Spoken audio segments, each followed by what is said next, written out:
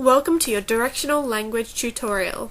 Prepare for an incoming message from your space captain.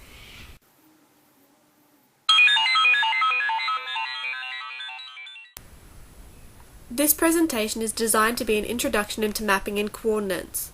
This presentation will feature directional language and information about the history of compasses. When we refer to directional language, we're referring to any sort of verbal, visual, or gestural communication that allows us to understand the direction in which you are wanting to describe. For example, up, down, left, right, and cardinal and intermediate directions. A compass is a navigational tool that is instrumental in locating and determining position.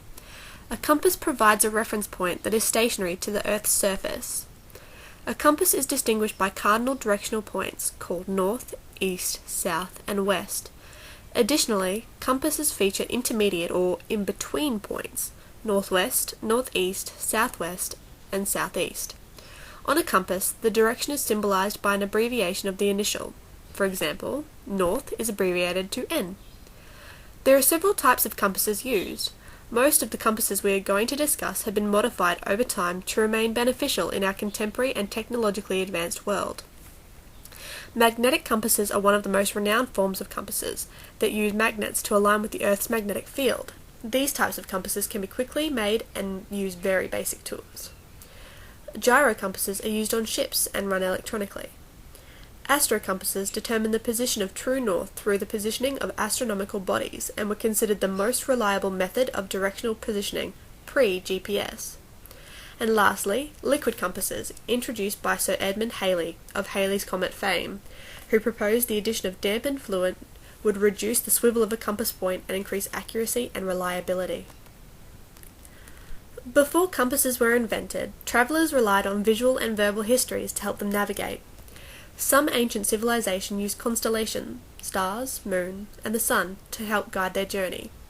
While at sea, travellers attempted to determine and detect their position, direction, or destination by the sighting of landmarks.